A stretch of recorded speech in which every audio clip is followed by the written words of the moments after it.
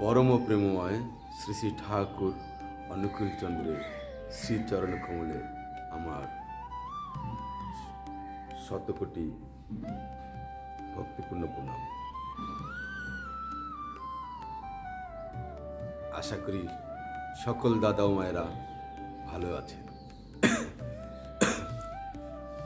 সবাইকে আমার আনন্দিত জয়গুরু।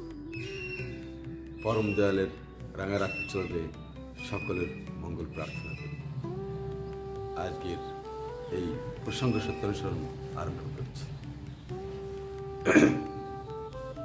এর আগের পাঠে আমরা পড়েছিলাম, মন মুখ এক হলে আর ভিতরে খলদ জমতে পারে না, গুপ্ত আবর্জনা ভাষায় ভেসে উঠে পড়ে, পাপ গিয়ে তার ভিতর বাসা বাঁধতে পারে না।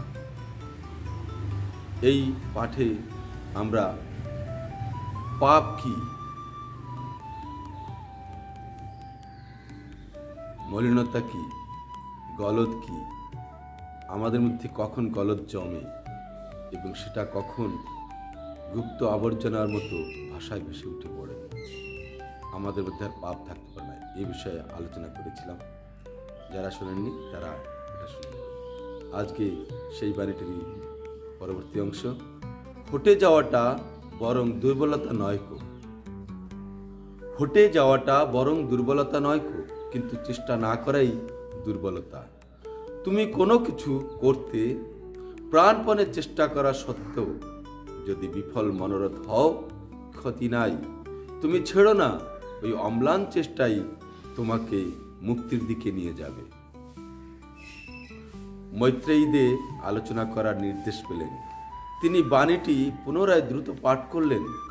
তা শুনে শ্রী শ্রী পিতৃদেব বললেন, এত ছুটোপুটি করে পড়ছিস কেন?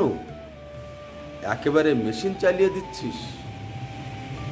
মৈত্রেয়ী এবার ধীরে ধীরে পাঠ করলেন ও বললেন, নিষ্ঠা সহকারে যদি আমি কোনো কাজ করি, ছেড়ে না দিই, নিষ্ঠার সঙ্গে লেগে থাকি, তাহলে একদিন না একদিন ফল পাবই। শ্রী শ্রী পিতৃদেব, ফল পাবই মানে কি আছে বাণীতে? ওই অম্লান চেষ্টাই তোমাকে মুক্তির দিকে অর্থাৎ সাফল্যের দিকে নিয়ে যাবে। পিতৃদেবের চরণ প্রান্তে তারিখ 30/5/1980 সালে বলেছেন।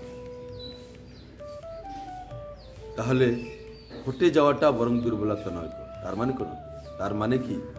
তার মানে হচ্ছে আমরা যদি হেরে যাই কোনো কিছু করতে গিয়ে, নিষ্ঠার সঙ্গে করতে গিয়ে যদি আমরা হেরেও যাই, কোনো অসুবিধা নেই, সেটা আমার দুর্বলতা নয়। কারণ আমি আমার সাধ্যমতো নিয়মিতভাবে প্রতিনিয়ত চেষ্টা করেছি, সেটা দুর্বলতা নয়। কিন্তু সেই হেরে যাওয়ার পর যদি আমি ছেড়ে দিই, তাহলে ওটা দুর্বলতা। তাই বলছেন, চেষ্টা না করাই দুর্বলতা। কোনো কিছু যদি করার জন্য আমি প্রাণপণে চেষ্টা করার সত্ত্বেও বিফল হই, ক্ষতি নাই। ওই চেষ্টা তুমি ছেড়ো না। আমরা যদি না ছাড়ি, তখন ওই যে অম্লান চেষ্টা, ওই চেষ্টাই আমাদেরকে একদিন সফলতার দ্বারে নিয়ে দাঁড় করে। কারণ বিফলতা তখনই আসে যখন আমরা চেষ্টা করি এবং চেষ্টা করে যখন কৃতকার্য না হই, তখনই বিফলতা আসে। কিন্তু এই করার মধ্যে আমাদের যে অনুভূতি হয়, উপলব্ধি হয়, যে জ্ঞান আমরা পাই, যে অভিজ্ঞতা আমরা পাই, সেই অভিজ্ঞতাই আমাদের পরবর্তী চেষ্টার সম্পদ হয়ে দাঁড়ায়।